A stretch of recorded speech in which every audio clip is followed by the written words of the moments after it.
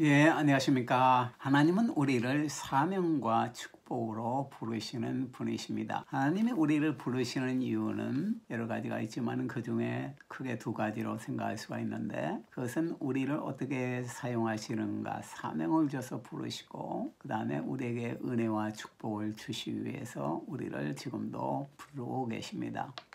이 부르신다는 것은 영어로 call이라고 하죠. 사명, 소명. 이것은 히브리 말로 카라라는 단어를 사용하고 헬라어로는 칼레오 이런 단어를 사용합니다. 하나님이 사람을 불러내어서 무엇으로 사용하기 위해서 우리를 부르시고 하나님의 일에, 하나님의 은혜에 동참하게 하는 것입니다. 우리는 사실은 죄악된 이 세상에서 하나님의 자녀로 특별히 부름을 받은 축복받은 사람들입니다. 성경에 보면 하나님의 부르심이 많이 나타나 있습니다. 예를 들어서 하나님은 갈대 우르에서 우상을 섬기고 있던 아브라함을 부르셨습니다. 아브라함아, 너는 장차 내가 지시할 땅으로 가라. 네 이름을 크게 만들고 내 후손을 땅의 모리알처럼 하늘의 별처럼 번성케 하리라. 너에게 보이는 모든 땅을 너에게 축복으로 주리라. 너는 모든 민족의 축복의 근원이 될 것이다. 이렇게 하나님은 아브라함을 부르셨습니다. 하나님은 아브라함을 부르셨는데 아브라함은 하나님의 그 부르심의 사명과 또한 부르심의 축복을 향해서 나갔습니다. 그래서 그 약속대로 하나님은 아브라함을 축복했고 아브라함은 그 은혜 가운데 살 수가 있었습니다. 이 아브라함에게 주신 축복은 우리가 예수 그리스도를 믿음으로 우리의 것이 된다고 성경은 약속하고 있습니다. 우리는 예수를 믿음으로 이 아브라함이 받은 그 놀라운 그 사명과 축복을 함께 받을 수가 있는 것입니다. 하나님은 미디안 광야에서 양을 치고 있던 모세를 불렀습니다. 모세야 너는 애굽에 가서 나의 백성을 구원해내라. 이렇게 모세를 불렀습니다. 80세나 되어서 힘도 없고 노쇠한 모세를 하나님은 부르시고 능력을 주어가지고 하나님의 일을 하게 한 것입니다. 하나님은 우리가 능력이 있어서 부르는 것이 아니고 우리를 부르시고 순종하는 자에게 능력을 주고 권능을 주어서 하나님의 일을 하게 하는 것을 볼 수가 있습니다. 하나님은 이사야 선지자를 부르셨고 또한 예레미야 선지자를 불러서 만국의 예언자로서 그들을 사용했습니다. 신약 성경에 보면 예수님은 바닷가에서 그물을 깁고 있던 베드로를 부르시고 또 안드레와 세리 레위를 예수님은 부르셨습니다. 또 예수님께서는 그 다메섹에 예수 믿는 사람들을 박해하기 위해서 가고 있던 그 바울에게 나타나서 그를 부르시고 이방인의 사도로 바울을 사용한 것을 우리가 볼 수가 있는 것입니다. 하나님은 지금도 우리를 부르시고 사명을 주시고 축복을 주시기 위해서 은혜를 주시기 위해서 우리를 지금도 부르고 계시는 겁니다. 오늘 본문 말씀에 보면 에베소 1장 18절입니다. 너의 마음 눈을 밝히사 그의 부르심의 소망이 무엇이며 성도 안에서 그 기업의 영광의 풍성이 무엇이며 하나님은 우리의 마음 문을 밝혀가지고 그분의 부르심의 소망이 뭔지를 깨닫게 하기를 원하십니다. 그리고 성도 안에서 그 기업의 풍성함이 어떠한 것을 깨닫기를 원하신다 이겁니다. 우리가 눈이 어두울 때는 길이 잘 안 보이게 되지요. 눈이 침침하면 글씨도 잘 안 보이게 됩니다. 우리의 육체의 눈이 아무리 밝을지라도 우리의 영적인 눈이 어둡다면은 하나님의 예비한 것을 볼 수가 없는 것입니다. 그런데 오늘 말씀은 너의 눈을, 마음의 눈을 밝혀서 하나님이 무엇을 위해서 너를 부르고 있는지 그리고 또 그 영광의 기업의 풍성함이 어떤지를 보라 그랬습니다. 하나님은 우리의 눈을 밝게 하시는 분이십니다.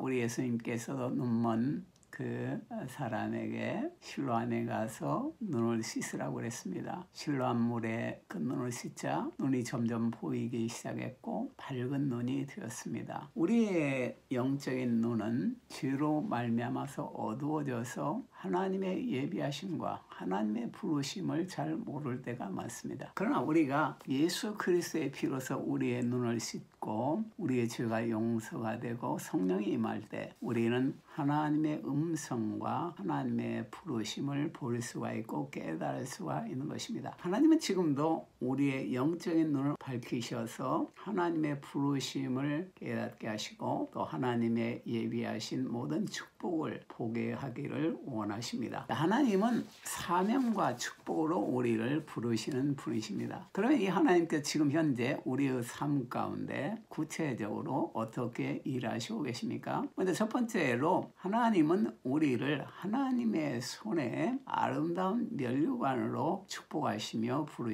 부르시고 계십니다. 자, 이사야서 62장 3절에 보면은 너는 또 여호와의 손에 아름다운 면류관 내 하나님의 손에 왕관이 될 것이다. 하나님의 우리를 향한 부르심은 큰 은혜를 예비하신 축복인 것입니다.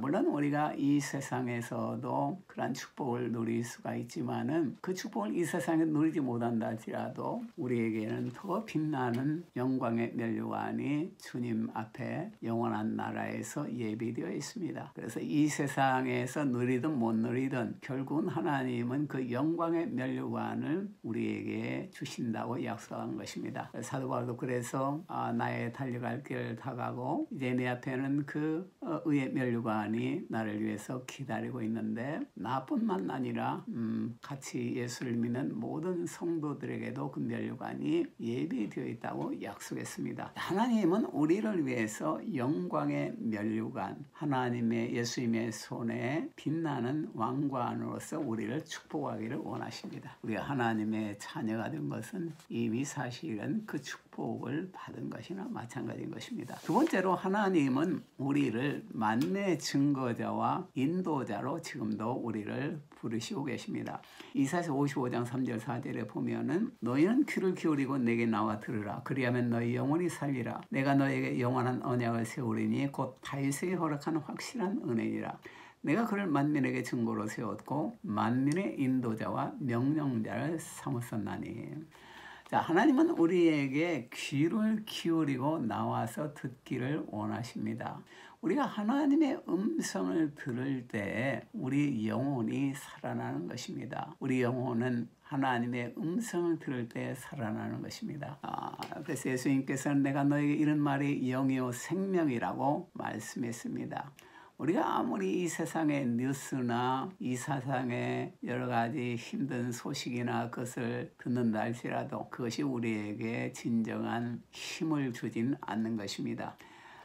오히려 우리 영혼을 피곤하게 하고 지치게 할 수 있는 것입니다. 그런데 우리가 하나님의 말씀, 하나님의 음성을 들을 때 우리 영혼은 살아나는 것입니다. 그래서 우리는 귀를 기울이고 영적인 귀를 기울이고 하나님의 음성을 우리가 들을 수 있어야 되는 것입니다. 자, 하나님은 하나님의 음성을 듣는 우리에게 확실한 은혜를 준다고 했는데 그것은 다윗에게 허락한 확실한 은혜를 준다고 했습니다.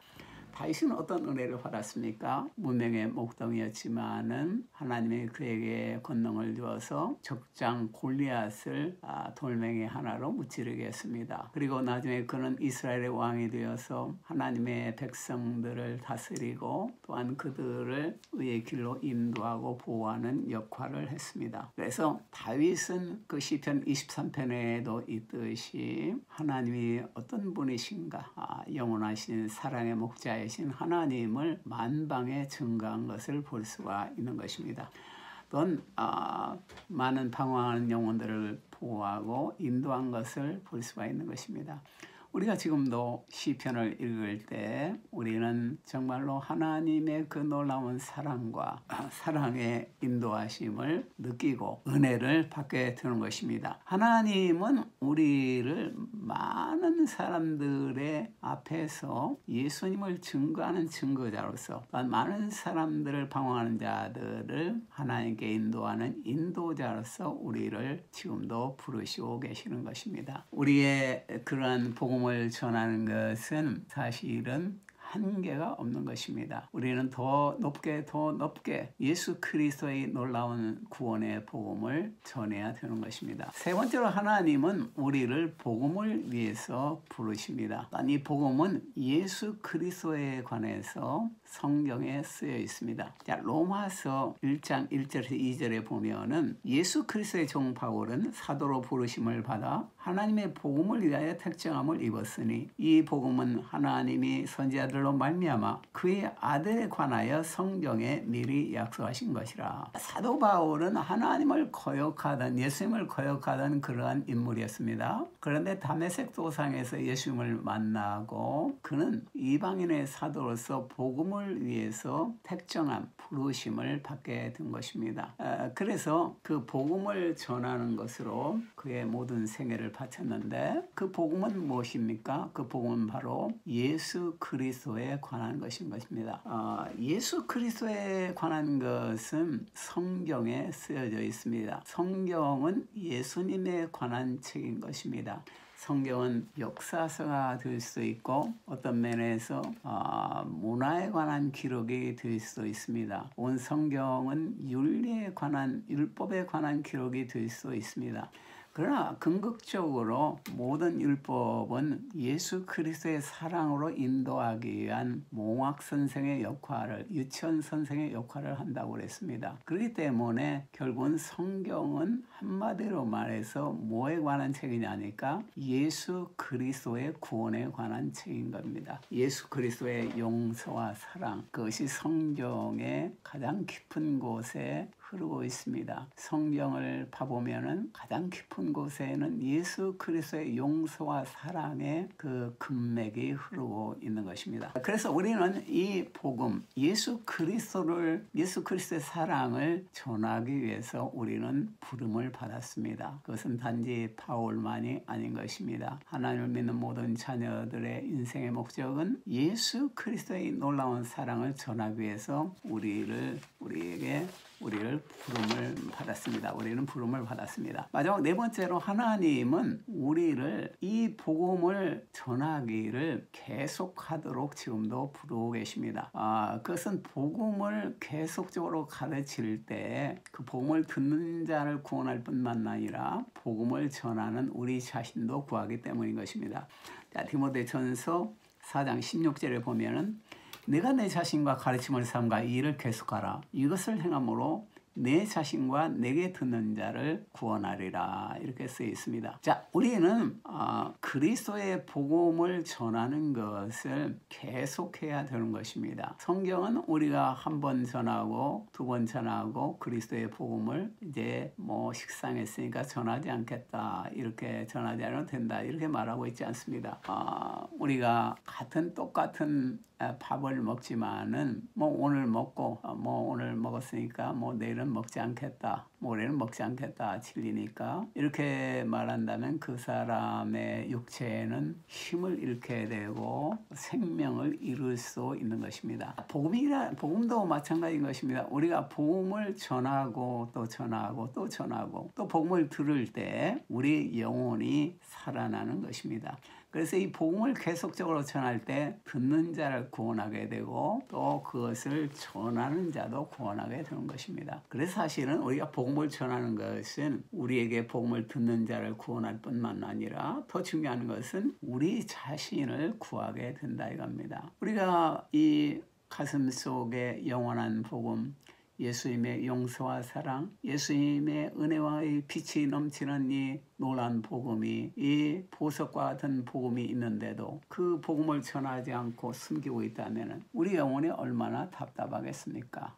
물이 자꾸 흘러가야 그 샘이 맑게 되는 건데, 샘에 고인 물이 흘러가지 않고 고여 있다면 그 연못은 곧 썩게 되고 악취를 풍기게 될 것입니다. 복음도 마찬가지인 것입니다. 우리 가운데는 영원히 샘솟는 샘물과 같은 복음이 넘쳐나고 있는데, 그 복음이 어딘가로는 흘러가도록 길을 터야 되는 것입니다. 우리 생명의 샘인 예수 그리스도의 복음이 흘러갈 때 우리의 영혼의 샘이 맑음을 유지할 수가 있고 순수함을 계속적으로 유지할 수가 있는 것입니다. 그래서 우리 영혼의 그 맑은 생수에 의해서 생명을 얻게 되고, 또 그 생수를 마시는 많은 영혼들도 생명을 얻게 되는 것을 볼 수가 있습니다. 이 복음을 전하는 것은 계속적으로 일어나야 할 일인 것입니다. 사도 바울이 내가 달려갈 길을 다하고 이제 나를 위해서 생명의 면류관이 예비되어 있다 그랬습니다. 사도 바울은 죽는 날까지 복음을 위해서 그의 달림을 계속했던 것입니다. 우리도 마찬가지인 것입니다. 우리가 그리스도의 복음을 전하는 것을 멈춰서는 안 되는 것입니다. 우리는 예수님 앞에 서는 날까지 복음을 전해야 되는 것입니다. 스데반 집사는 돌에 맞아서 죽는 순교하는 순간까지 예수님을 전했습니다. 예수님이 서 계셔서 나를 영접하러 서 계신다는 것을 그는 확실하게 전했던 것입니다. 우리는 이 예수 그리스도의 복음을 가르치기를, 전하기를 계속해야 되고, 그것은 지체해서도 안 되고 부끄러워해서 그것을 감춰서도 안 되는 것입니다.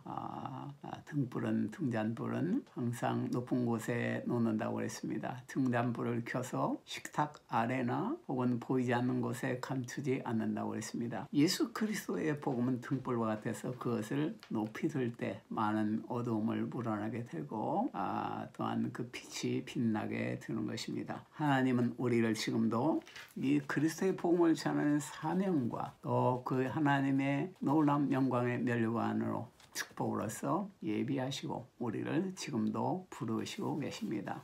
기도하겠습니다. 하나님 감사합니다. 우리를 지금도 예수 그리스도의 놀라운 복음을 전하기 위해서 부르시고 그것을 계속적으로 전하기를 원하시는 예수님, 우리 영혼이 닿을 때까지, 이 세상에서 생명을 닿을 때까지 그리스도의 복음을 계속적으로 전할 수 있도록 힘을 더하여 주시고 능력을 더하여 주시옵소서. 또한 의의 면류관을 예비하시고 우리를 부르시고 계시는 예수님, 우리의 장래는 주님의 면류관의 소망으로 넘침을 믿습니다. 우리는 항상 주님이 예비하신 그 놀라운 면류관을 바라보며 믿음으로 항상 전진할 수 있도록 인도하여 주시옵소서. 계속적으로 복음을 전함으로 복음을 듣는 자들과 또한 복음을 전하는 나 자신이 주님의 은혜로 넘치게 되도록 주님께서 축복하여 주시옵소서. 주여 감사를 드립니다. 예수님 이름으로 기도드립니다. 아멘. 예, 감사합니다. 할렐루야.